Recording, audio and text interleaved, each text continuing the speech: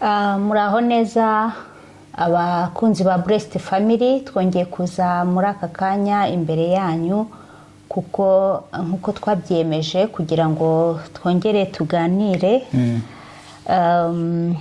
Ndabizi neza yuko mudukumbuye, ni ukuri Imana yo mu ijuru bagirire neza kandi biteho. Ngewe muri iki kiganiro mugiye kubana ni Betty n'umutware wanjye Emmanuel. Urakoze cyane kongera kwitabira ikiganiro, ngira ngo abakunzi bacu bari badukumbuye. Hari haciye akanya, mukomeze mudusengere kubera yuko ubushize twababwiye yuko hano muri Kenya harimo ibintu by'imyigaragambyo, n'ubu biracyahari, ku buryo uyu munsi biba byacecetse, ejo bikongera bikagaruka, ariko hamwe n'Imana dukomeje gushima yuko ahantu tuherereye Imana ikiturinze kandi ikitwitayeho, turi amahoro, nta kibazo dufite. Mukomeze rero mutuzirikane, natwe tuzajya tubazirikana.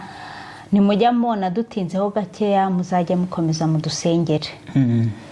Reka kugira ngo dutangire ibiganiro byacu rero twiragize Imana nk'uko bisanzwe.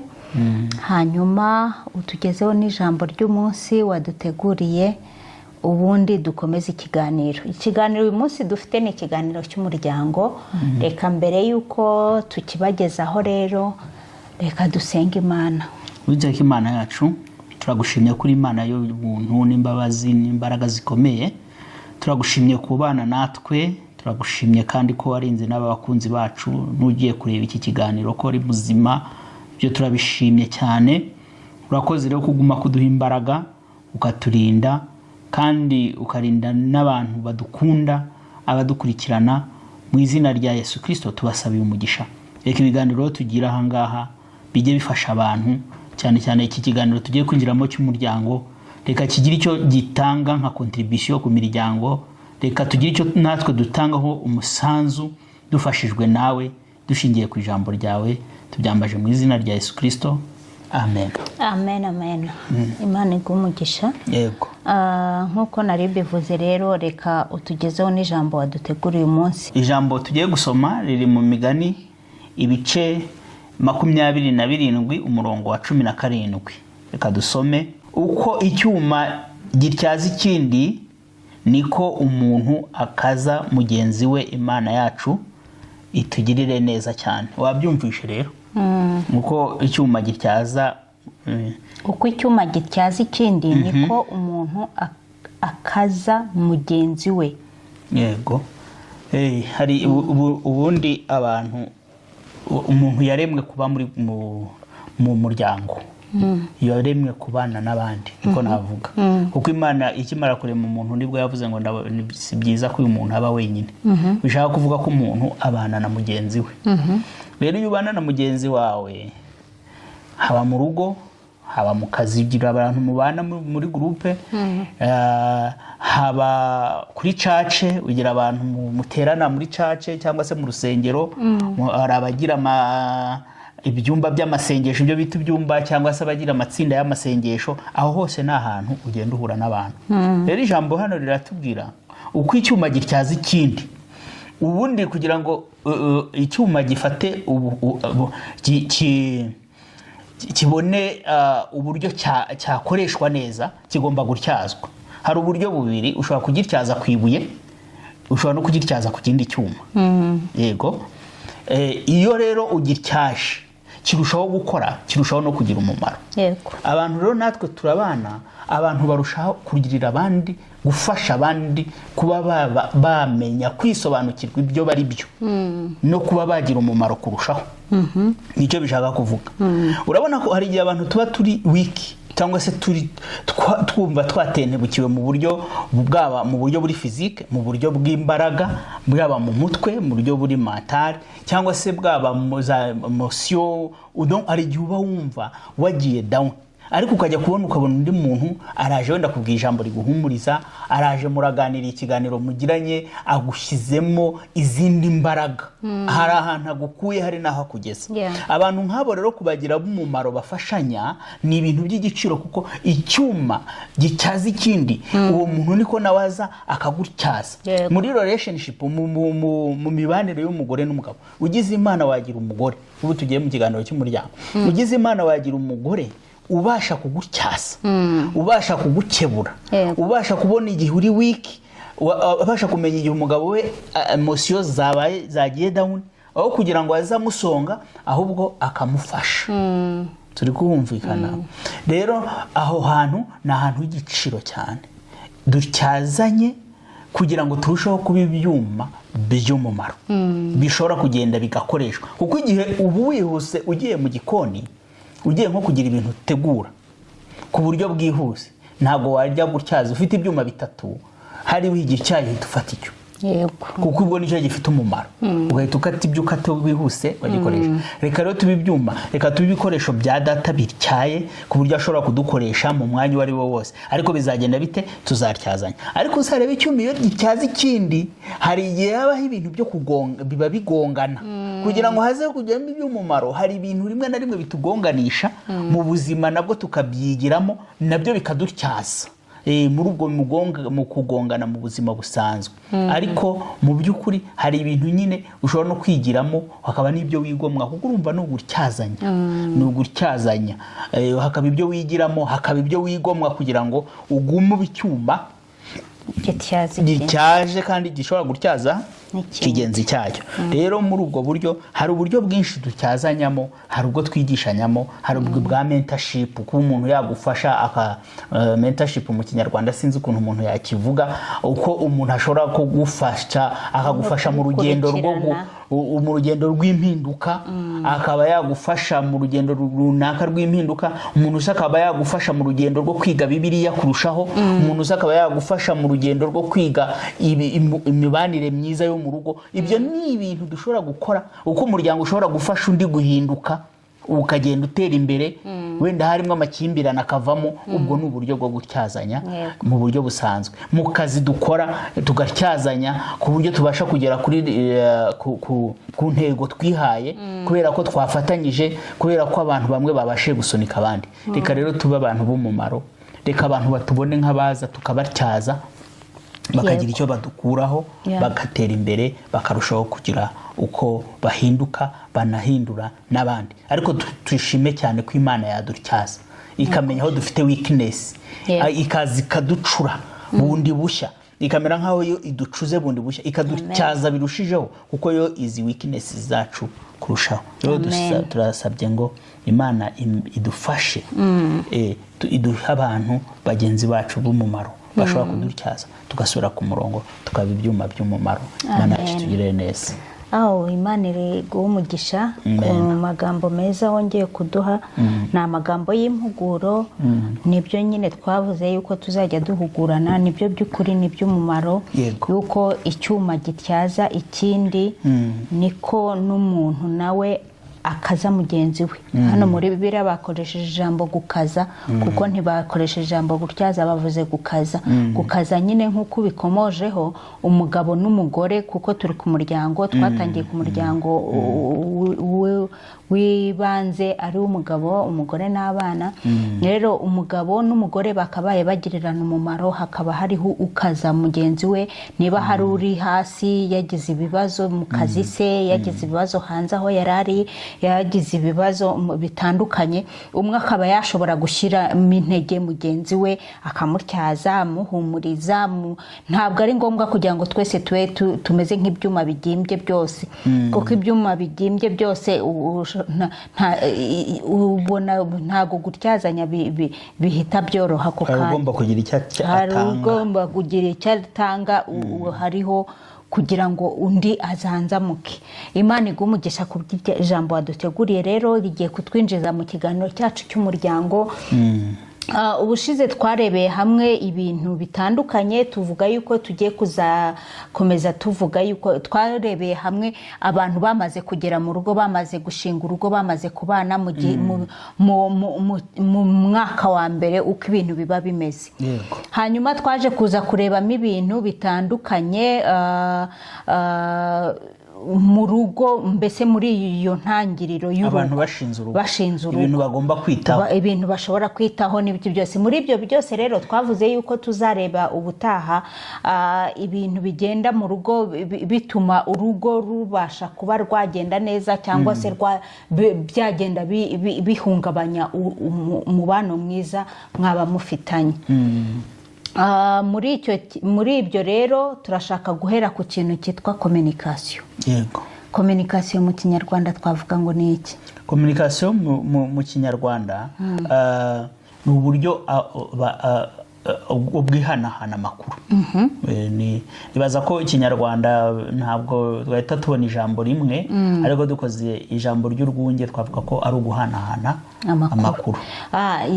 Guhanahana amakuru, icyo kintu ni kimwe mu bintu. Hari ugenda ubaza abantu, ushobora kugenda ubaza abantu nk'imiryango ukavuga ati se ikintu cyatuma habaho gutandukana kw'abashakanye ni ibiki kenshi bakubwira? Akenshi bashobora kukubwira gucana inyuma, bakakubwira byerekeranye no gusesagura umutungo, amakimbirane mu muryango n'ibindi biyobyabwenge, ibintu nk'ibyo ngibyo bishobora gutuma abantu batabana neza. Ibyo nibyo abantu bahita bakubwira. Ariko nk'uko wari ubikomojeho, usanga nubwo abantu bavuga ibyo, ariko ikintu burya kiba cyihishe inyuma y'ibintu byose cya nyirabayazana, wa mugana aricyo tugomba kuvugaho. Uramutse usesenguye neza ukinjira mu bintu abantu bavuga bapfa, usanga bishingiye kuri communication. Cyo twise communication, abantu baradufasha, baratwihanganira, tukoresha icyo gifaransa cya communication, nituguma kugikoresha bamenye ko ni uguhanahana amakuru. Abavuga icyongereza ni communication. Turakuma kuvuga iryo jambo rya communication cyane. So rero uburyo bwo guhana amakuru usanga ari bwo ibintu byose bishobora kuba bishingiyeho. Nibyo uko bivuze niko kuri guhanahana amakuru. Ubundi iyo abantu bicaye bakaganira, nk'ubu turicaye turaganira, twebwe hano turi mu rugo, abana bose bari mu mashuri, bari muri internat, turi mu rugo twenyine, ariko usanga inshuro nyinshi ushobora kuba wasanga abantu babiri baba bagomba kuganira, ugasanga kugira ngo umwe ataba wenyine. Urumva ibintu bya communication rero bigenda bite? Communication hari igihe ikorwa mu buryo butandukanye. Yego, ariko icyo twakwibutsa abantu wenda mbere yuko twinjira mu buryo butandukanye ikorwamo, turababwira yuko communication ni ikintu kinini, ni ikintu kigari, ku buryo nibaza ko dushobora kugikoraho ikiganiro birenze nka bibiri, kubera ko mu ntego dufite dutanga iki kiganiro turashaka kumenya communication icyo ari cyo n'akamaro kayo mu muryango. Noneho ni n'ubuhe bumenyi umuntu asabwa kugira ngo abashe kugira habeho communication nziza. Ni ibiki biteza ibibazo bya communication mu muryango, tuzabirebera hamwe. Ni ibiki byakwereka ko communication itari kugenda neza. Hari ibintu ushobora kureba ukavuga ati communication hano ishobora kuba itarimo iragenda neza. Ni gute twakemura ibibazo bya communication mu muryango? Izo ni intego z'ibiganiro bigiye bitandukanye tuzakora kugira ngo tubashe kuva imuzi iki kibazo cya communication. Abakunzi bacu bazajya badukurikira umunsi ku wundi, bazakuremo ikintu gifatika. Yego. Noneho rero umaze kuduha ibintu bigize izo series. Hanyuma tutangiye nyirizina communication, guhanahana amakuru, twabidefinisa gute?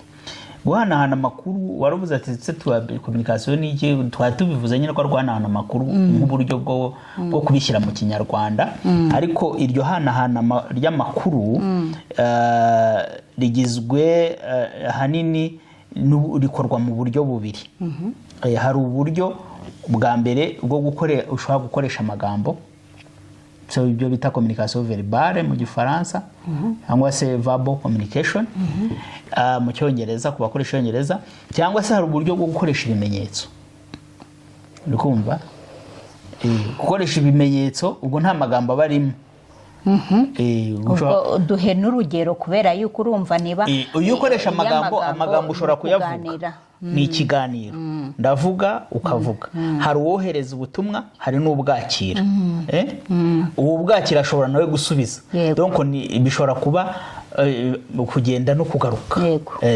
hari uburyo amagambo ashobora kuba utayavuga ariko ukagira gute ukayandika, sibyo?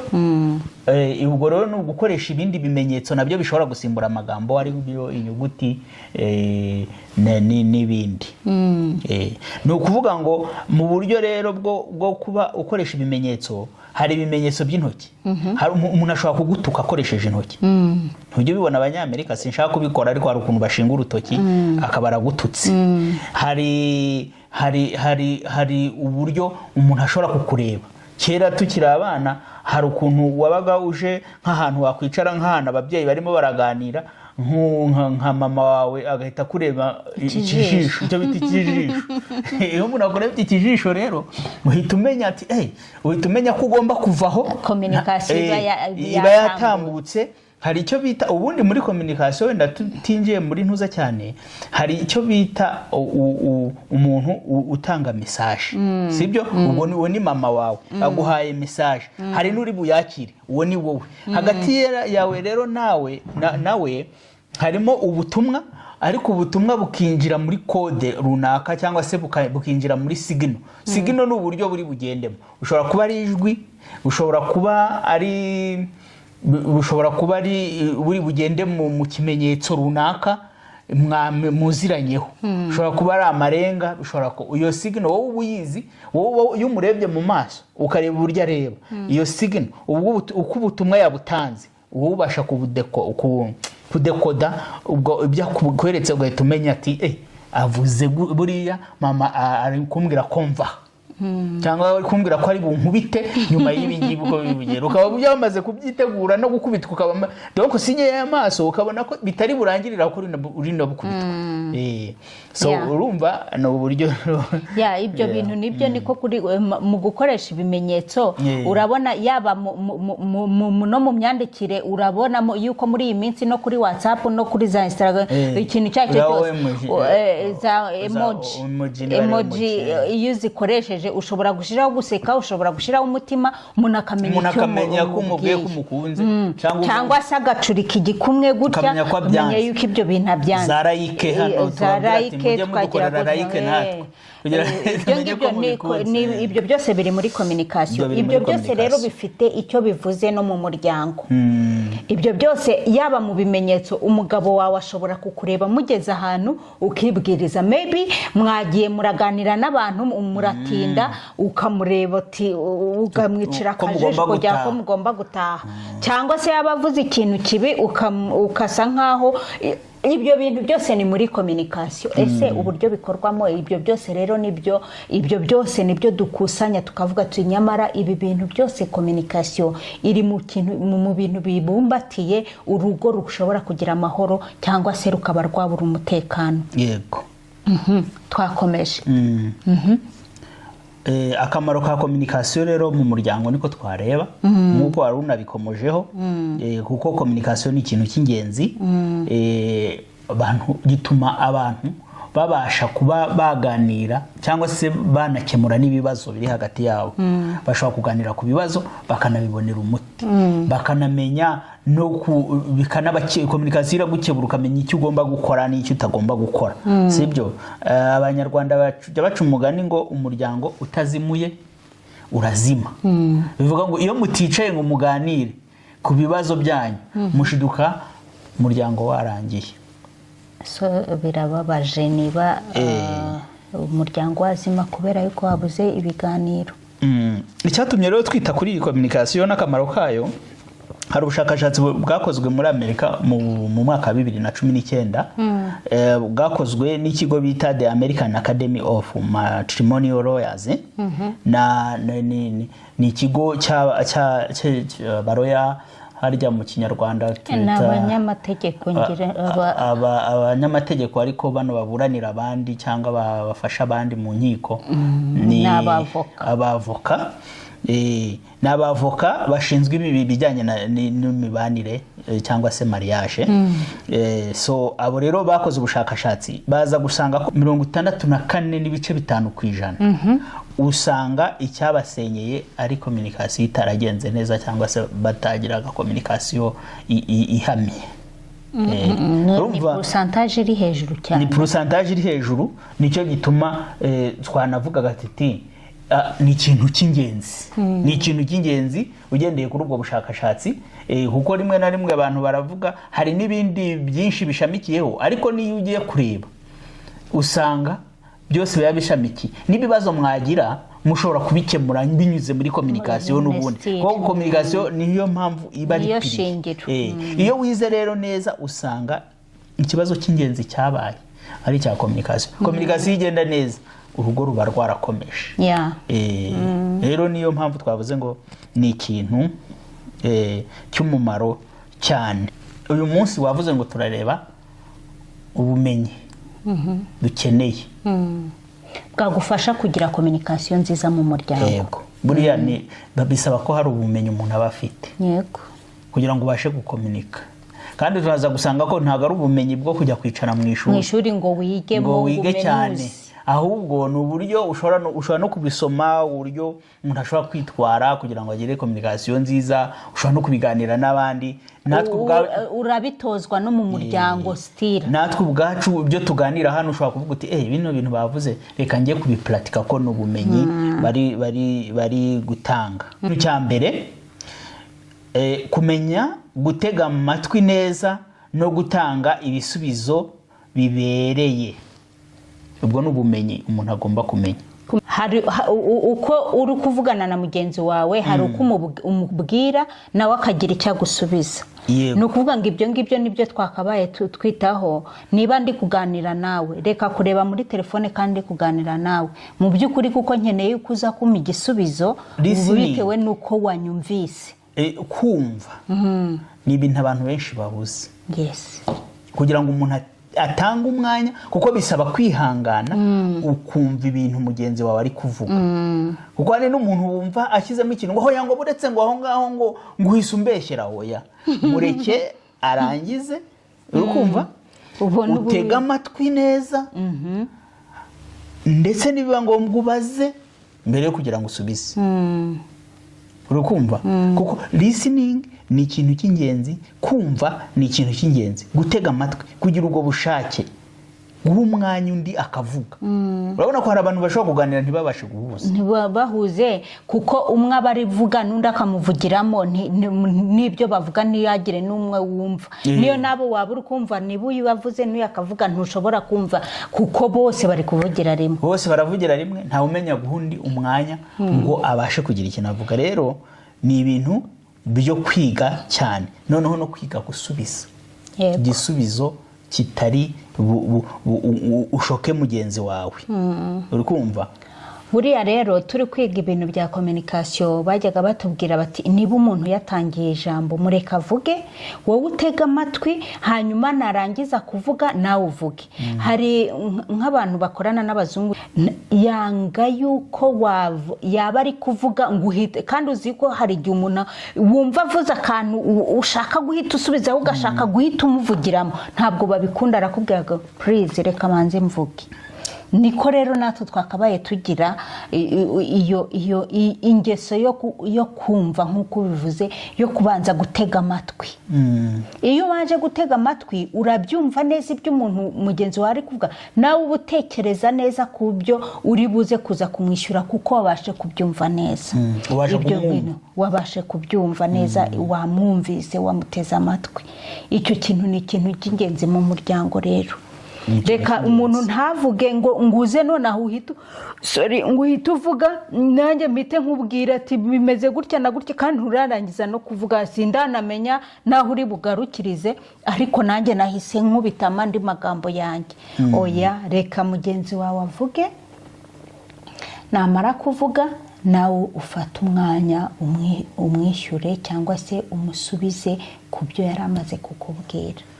Aho ngaho niho ubona uburyo usubiza. Rero muri kwa gusubiza kwiza nabwo gusubiza neza si uguhangana, si no gutsimbarara ku byawe, si no kwitana ba mwana ngo wowe nibi nibanza urabona ko iyo haje uko musubizanya uko muzamura ijwi bigenda bishobora no kuba byazamura uburakari, ariko iyo usubiza n'ijwi rituje wabanje gufata umwanya wo kumva no gutekereza ndetse no kubaza bituma utanga igisubizo kandi ukagitanga mu buryo nawe bworoshye kandi ukabusubiza utari wa muntu ukocora, kuba ari umuntu wita akukocora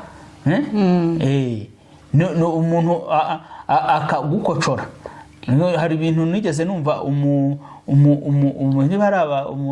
barwanaga umugore akarwana n'umugabo ngo umugore baramukubise umugabo akamukubita akamurekura ngo ngaho garuka umbage, urumva akagaruka akamubaga koko, urumva ngo garuka umbage cyangwa se umugabo akavuga ati kandi nuguma kuvuga amagambo ndakongera izindi ati garuka umbage n'ubundi wanyishe byarangiye. Urumva uwo ntabwo ari gukemura ikibazo, ni ukumenya uburyo tugomba gusubiza kuko bigira umumaro mwinshi cyane kandi buryo iyo usubije wabanje kumva ntabwo uba wahubutse.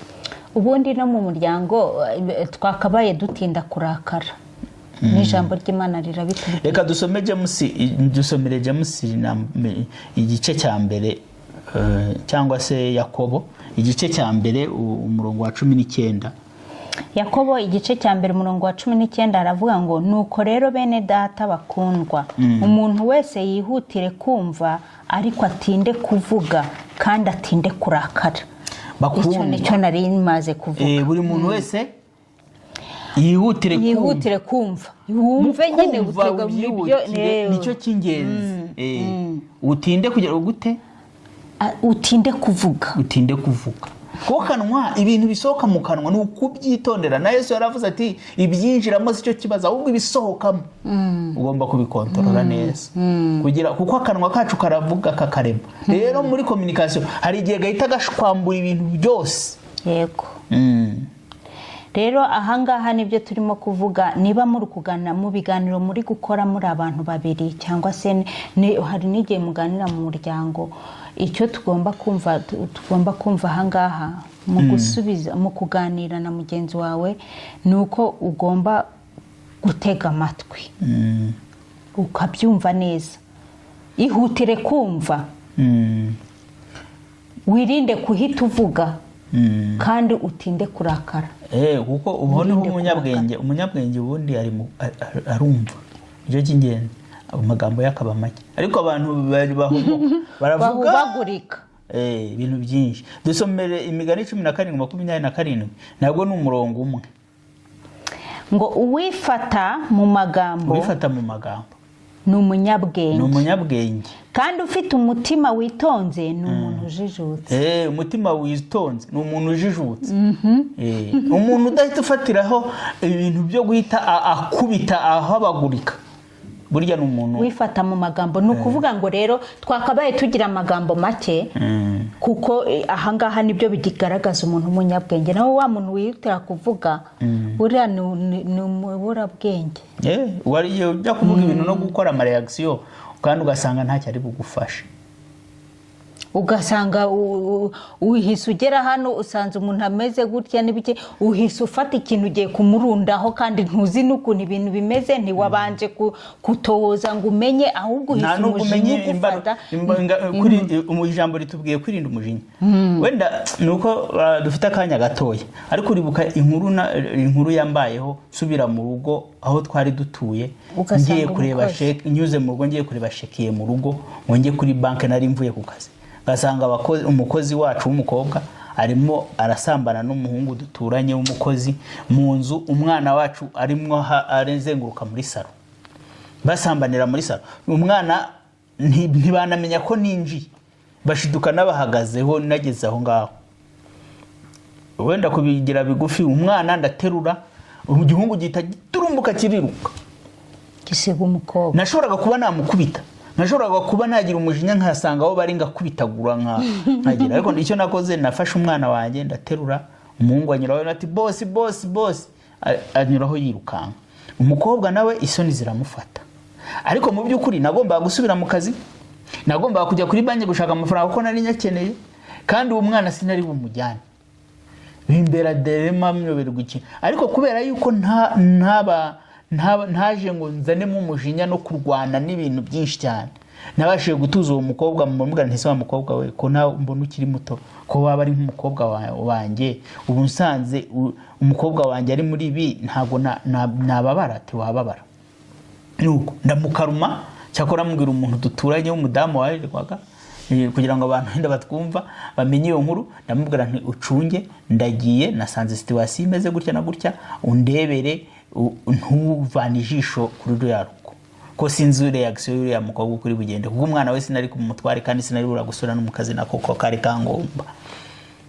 Ariko iyo nza kuba umuntu witurakara nkarwana, ntacyo byari kumarira, kandi uriya mukobwa twaragarutse dusanga umwana amufashe neza, yanagumye mu rugo aguma arakora, tumugira inama, ibintu birarangira. Umujinya ntabwo ukemura ibibazo, no bisaba ko wumva, ariko bisaba kwihangana. Reka twihute. Ikintu cya kabiri rero ni iki? Ibyiyumviro byiza no gucengerwa n'ibyo wumva, empathy and understanding. Kumva kugira ibyiyumviro bituma ubasha kwishyira mu mwanya wa mugenzi wawe. Ya empathy ibishingiye ku rukundo mu by'ukuri, ni impuhwe z'urukundo, ni uburyo ufiringa mugenzi wawe ukamugirira impuhwe kubera ko unamukunda. Ariko ibyo byose, ibyo byo kumenya ibyiyumvo bya mugenzi wawe bituma urushaho gutahura icyo yashaka kuvuga, akavuga uti reka nishyire mu mwanya we. Uri kumva umuntu ubasha kuza kwishyira mu mwanya, se byagenze gute, ese yabanje.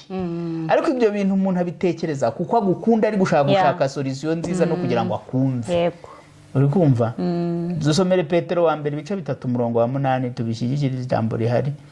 Haranditse ngo ibisigaye mwese muhuze imitima, mubabarane kandi mukundane nk'abavandimwe, muhuze imitima, mugirane imbabazi, mwicisha bugufi mu mitima. Mwicisha bugufi mu mitima, mubabarirane, mwicisha bugufi mu mitima, mubashe ibyo bizabafasha no kugira ngo mugire icyo kugira mwageraho murimo muraganira. Uticishije bugufi mu mutima, udakunze umuntu, ntago iyo empathy nta nubwo understanding ushobora kugeraho. Ibyiyumviro byiza no gucengera kuri iri jambo hariho umutwe w'amagambo uvuga ngo urukundo rwa kivandimwe ngo no kwihanganira akarengane. Urumva niwo mutwe wari iryo jambo, urukundo rwa kivandimwe no kwihanganira. Nibyo avuga, ufite urukundo wishyira mu mwanya wa mugenzi wawe. Ibyo bintu byose niyo mpamvu ibyo bintu ushobora kubyihanganira kubera urukundo rwa kivandimwe nyine. Icyo kintu cya kabiri rero cyo kwiga ni ukwiga kumenya kugenzura ibyiyumviro, ukagira ibyiyumviro byiza, ukanacengerwa n'ibyo wumva, understanding na empathy, uburyo ugomba kubiyongera muri wowe kugira ngo ubashe kwishyira mu mwanya wa mugenzi wawe. Reka dukomeze ku kindi. Cya gatatu, ubunyakuri no kudaca ku ruhande. Ubunyakuri, kuba honest. Honest and openness. Yego. Wenda bavuga icyongereza. Ntukaba umuntu, kuko kuba umunyakuri bituma ugwiza icyizere. Ni ukuvuga ngo niba waramenyereye yuko mugenzi wawe ari umunyakuri mu bintu byose akubwira yuko biri mu kuri, icyo gihe nyine ukomeza iyo kumubera open, ukomeza umufungukaho, nta kintu umuhisha. ibyo uvuze umuntu abiha ibyo uvuze agaciro. arakwizera yuko yakumenyereye ukuri kandi akaba nta kintu ashobora kuguhisha kuba yakubwira kubera yuko azi yuko ibyo bintu mwarabimenyereye kandi akuziho ubunyakuri ubunyangamugayo azi yuko utashobora kumubeshya ngo uhimbe story uyimuzanire uyimukubita imbere kandi uri kubeshya. ibyo ngibyo rero bituma ibintu bishobora kugenda neza. Hari n'umuntu uburi direct ibintu ntabice ku ruhande akaba azi ko iby'umweru n'umweru iby'umukara n'umukara kuko hari abantu bazi gufata ibintu by'umweru bakabihinduramo umukara cyangwa se iby'umukara akajya bisigiriza ashaka kubigira umweru. Abantu rero hari abandi bantu bakenewe n'abari direct kavuga ati iki kintu ukakivuga bajya bavuga ngo imbwa ngo kuzivuga mu mazina yazo nyine nuko zimeze ni ukuvuga nyine ibintu uko biri udashomotse utagize gute ariko ibintu ukabasha kubisobanura uko byari bimeze. Rero ni ibintu iyo umuntu azi ko umuntu we ari honete biramwongerera kugira ngo yizere.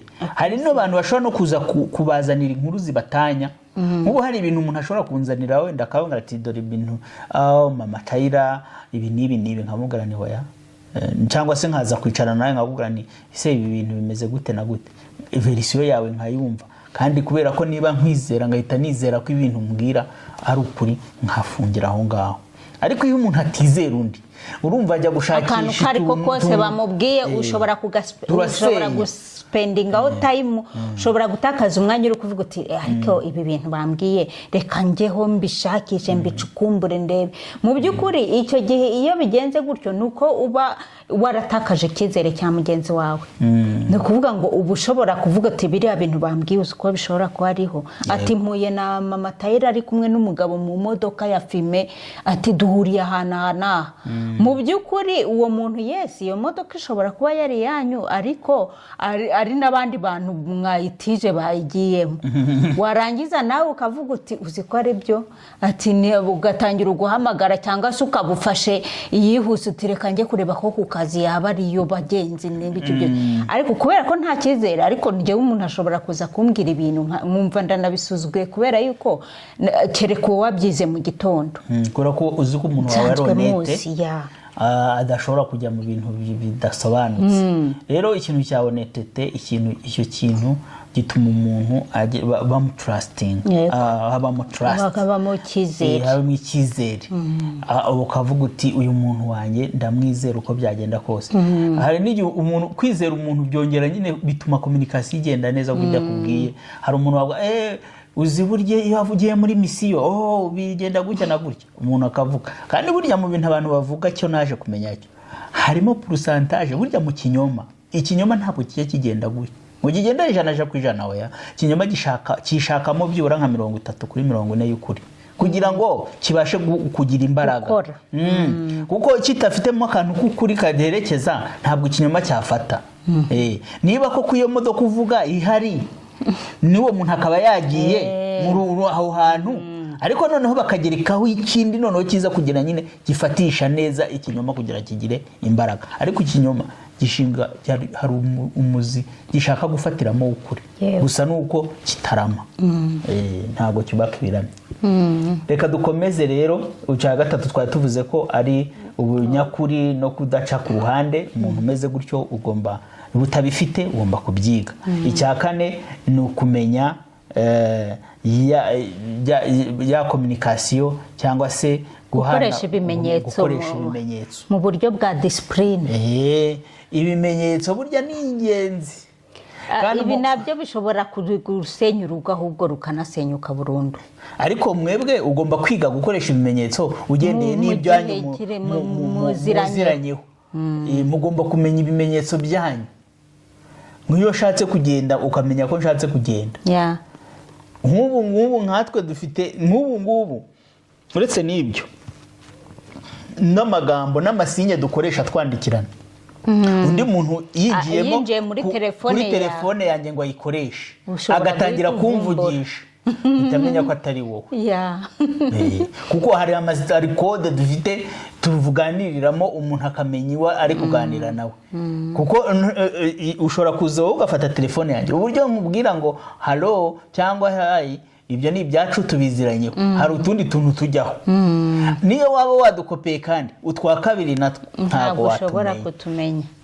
Abantu baba baziranye nyine mu by'ukuri uko baganira. Iyo bihindutse rero nabyo birahinduka. Iyo washatse rero no mu bantu mudahuje imiterere cyangwa na mudahuje umuco, ni ukumenya uburyo nabo bakoresha ibimenyetso. Kuko burya hari ukuntu abahinde nyamuna ngo bagira gutya kandi bemera. Iyo tugize gutya tuba duhakanye. Uwashakanye n'umuhinde akagira gutya, ugahita ugenda ugira ngo ibintu arabihakanye kandi we yabyemeye. So ni ukumenya, cyangwa se umuntu ashobora kuba yararerewe hano undi yaravukiye hariya. Ni ukumenya amakode y'ibimenyetso abantu bakoresha kugira ngo niba munayafite muyahurizeho, muyashyire ku murongo, mujye mumenya uburyo ibintu byanyu biba bimeze aho ngaho.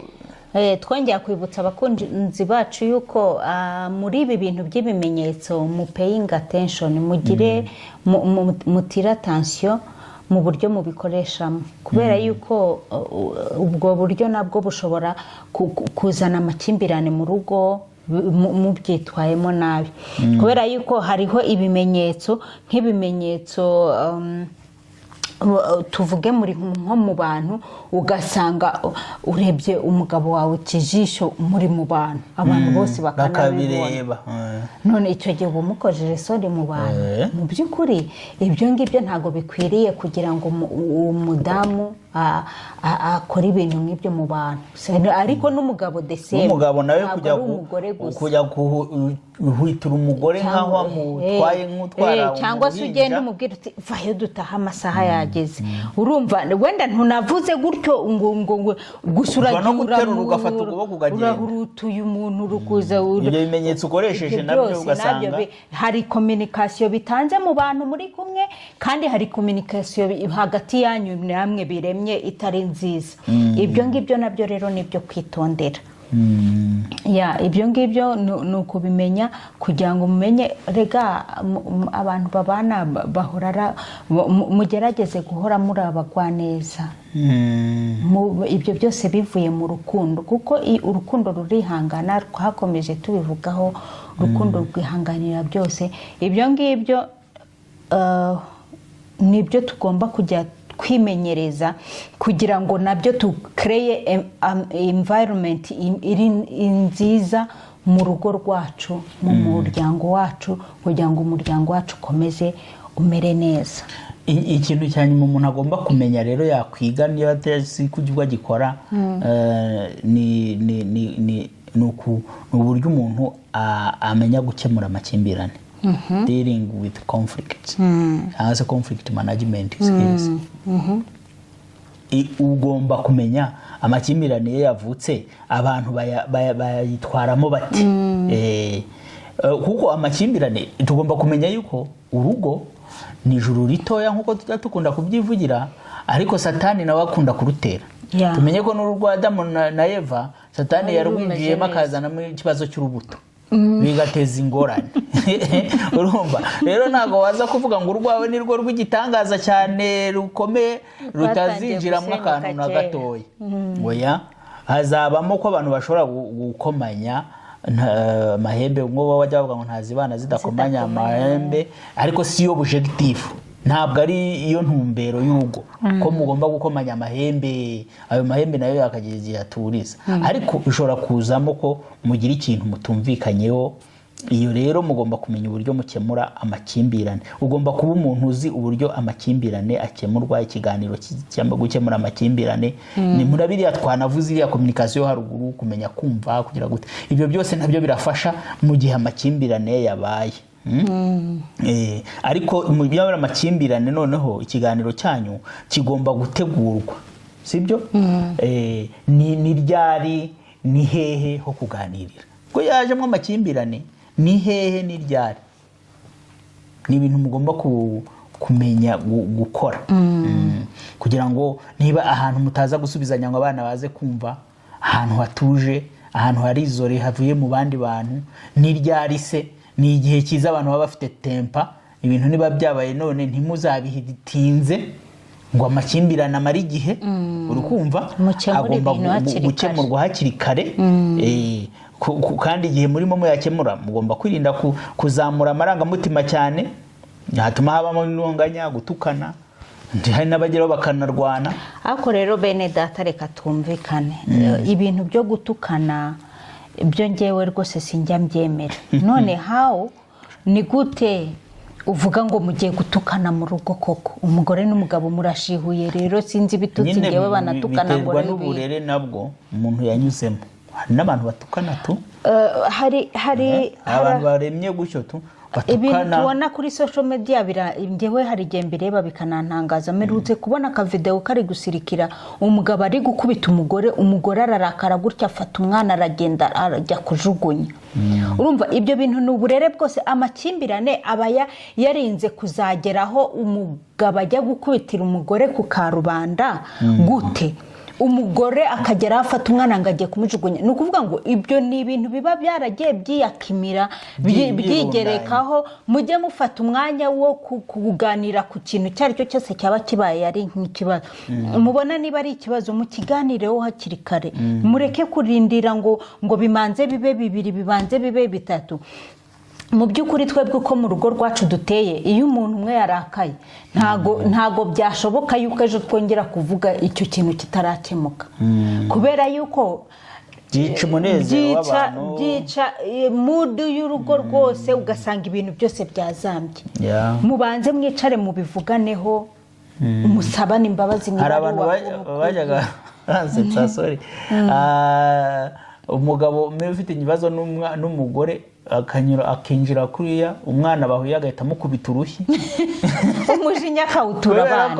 Uwo yarashaka ko umugore avuga kugira ngo ahita amukubita.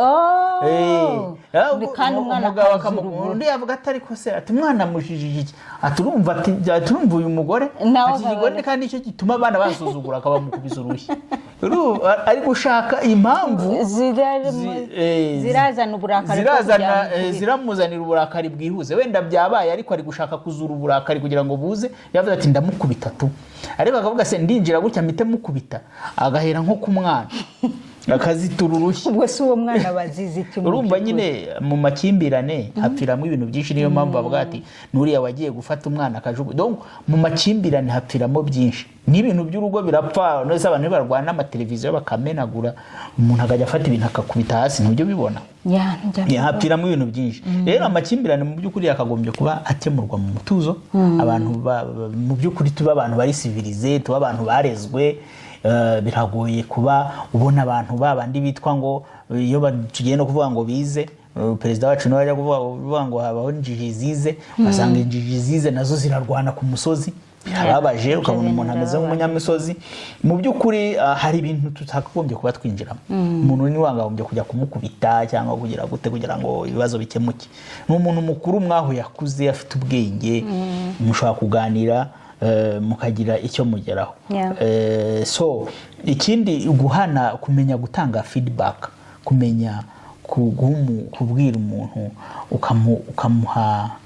ukamuha feedback. Ubwo ni nk'iki, ni nko kumubwira uko ibintu bitekereza, ibyabaye niba icyabaye ukamubwira ati kumuha amakuru bitewe n'ibyo nawe n'ibyo yakoze, ukamashaka kumuha amakuru. Kandi muri gihe utanga amakuru nk'ayo ngayo bajya inama yo kumenya gushima ibyiza. Mbere y'umuntu ukashima uti mudamu wanjye mu by'ukuri mu myaka 10 ngahe tumaranye ntabwo nari nakigeze mbona ukora ibintu ibi n'ibi, wagiye ukora ibintu ibi n'ibi byiza kurusha, ariko iki gihe ndabona uri kwinjira mu bintu ntari gusobanukirwa. Urumva washimye wasasiye neza, icyo gihe bitangira gucururutsa undi muntu umujinya.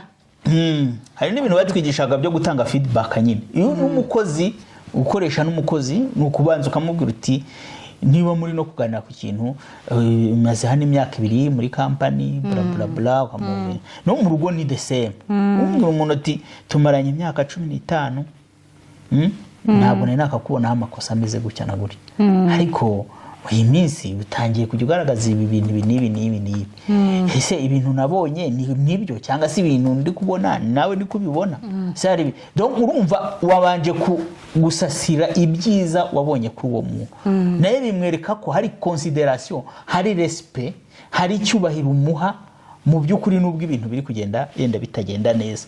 Rero bishobora gutuma mukemura amakimbirane kandi neza. Dufata umwanzuro rero w'ikiganiro tukirangize vuba abantu tutabatindiye.